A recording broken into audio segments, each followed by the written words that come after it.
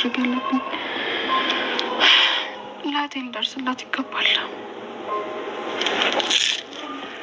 በጣም በችግራት ኖሮ እንደዚህ አጠይቀኝም ነበር።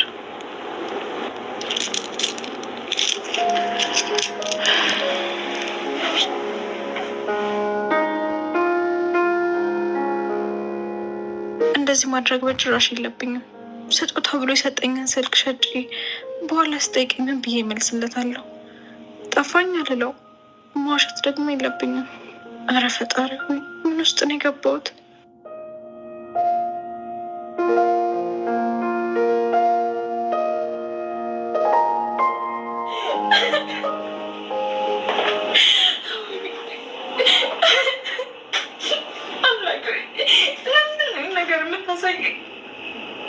ለምን እንደዚህ አይነት ነገር እየተፈጠረ ያለው? አሁን እንዴት ነው ላቴ የምደርስላት? ወይኔ ወይኔ።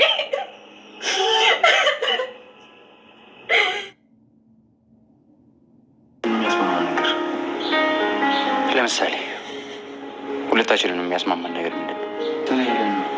ያገኟቸው አንዳንድ ነገሮች አሉ። ምንድን ነው የምታውቀው ነገር? አንተ ዝም ብለህ ነው እንጂ ስለ ነገሩ ከኔ የተሻለ አንተ ታውቃለህ እኮ። አንድ የምታውቀውን ነገር ንገረኝ። ለምሳሌ ስለ ህፃናት፣ ስለ ህገወጡ ነገር፣ ብቻ ብዙ ነገር አውቃለሁ። አንተ አምናኝ ከኔ ጋር ለመነጋገር ፈቃደኛ ከሆንክ ማለት ነው ከጀርባዬ እንደማትወጋኝ በምን እርግጠኛ ሆናለሁ? እሱን እድልም ለአንተ ሰጥሃለሁ። ማለቴ እዚህ ቤት ያለሁበት ትልቁ ምክንያት የአባቴን ገዳይ ለማግኘት ነው። ያው አሳ ጉርጓሪ ዘንዶ ያወጣል እንደሚባለው የአባቴን ገዳይ ባላገኝም የተለያዩ ነገሮችን እያገኙ ነው። ሰላም ሰላም፣ እንዴት ናችሁ? ደህና ናችሁ? የቻናሌ ተከታታዮቼ ቤተሰቦቼ በያላችሁበት ሰላማቸው ይብዛልኝ። እንግዲህ አዶኒና እንዲሁም ደግሞ ቤሉል ማለት ነው አብረው ለመስራት ተስማምተዋል። እጅግ በጣም ነው ደስ የሚለው። ምክንያቱም ከዚህ በፊትም ሁለታቸው አብረው እንዲሰሩ የተመልካች በጣም ብዙ ፍላጎት ነበር ማለት ነው።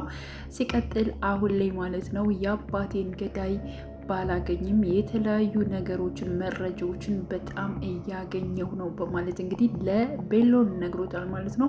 ቤሎንም ከጀርባ እንደማትወጋኝ በምን አውቃለሁኝ በማለት እድሉን ላንተ እሰጥሃለሁ፣ ችግር የለውም፣ እኔ እናንተ ብቻ እንስማማ፣ በእርግጠኝነት አብረን ከሰራን ተሎ ብለን ማለት ነው ወይዘሮ ሄለንን ማጋለጥ እንችላለን።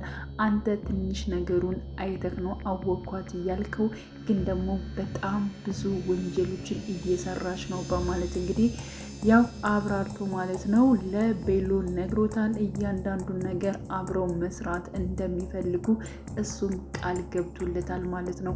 ሌላው እንግዲህ ያው መሲ አርግዛለች ማለት ነው። በባለፈው ፓርት እንዳየ ነው አይንዬ እንትን ብላት ነበረ፣ ምናልባት አርግዝሽ እንዳይሆን ልጄ በማለት አረማዬ እንደዚያም አይሆንም ህልም አይቻለሁኝ ብላት ነበረ ማለት ነው። እና መሲ ወዲያውኑ ነበረ ወደ ምርመራ ቦታ የሄደችው። የግድ ራሴን ማወቅ አለብኝ በሚል እንዲሁም ምርመራ አድርጋለች። እርጉዝ መሆኗንም አውቃለች ማለት ነው።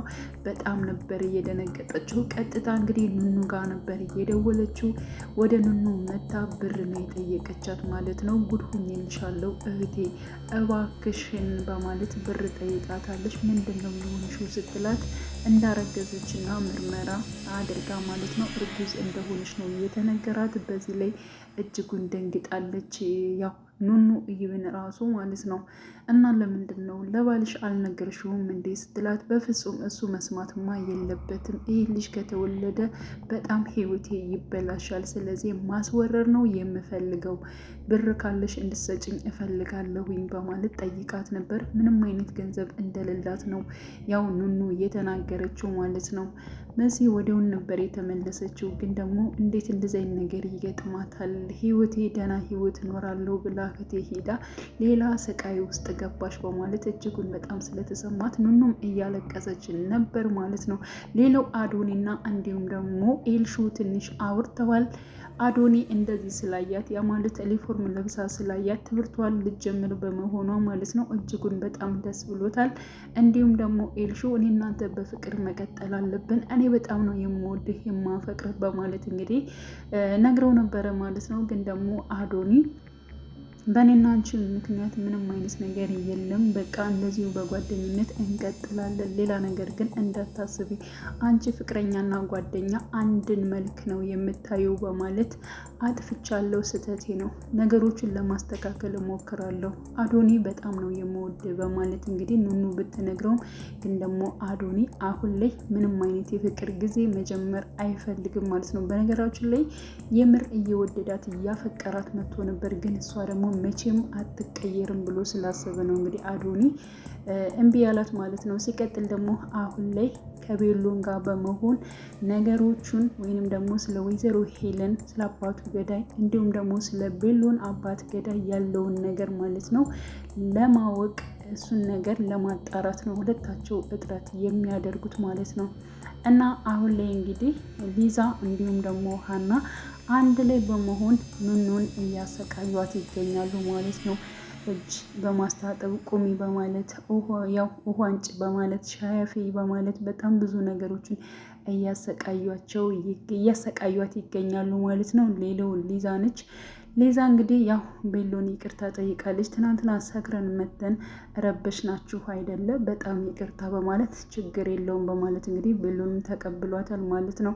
እንግዲህ ቀጣይ ፓርት ምን ሊፈጠር ይችላል የሚለውን አብረን የምናየው ይሆናል ማለት ነው። መሲ ምን ልታደርግ ትችላለች? ንኑስ እንዴት አድርጋ ነው እህቷን ልታግዛት የሚችለው የሚለውን አብረን እናያለን። ሊዛና እንዲሁም ደግሞ ሀና ከዚህ በላይስ ኑኑን ይጎዳታል ወይንስ ደግሞ አይጎዳትም የሚለውን አብረን የምናየው ይሆናል ማለት ነው። ውድ ቻናሌ ተከታታዮቼ ቤተሰቦቼ በያላችሁበት ሰላማችሁ ይብዛልኝ። መልካም ጊዜን ተመኘውላችሁ።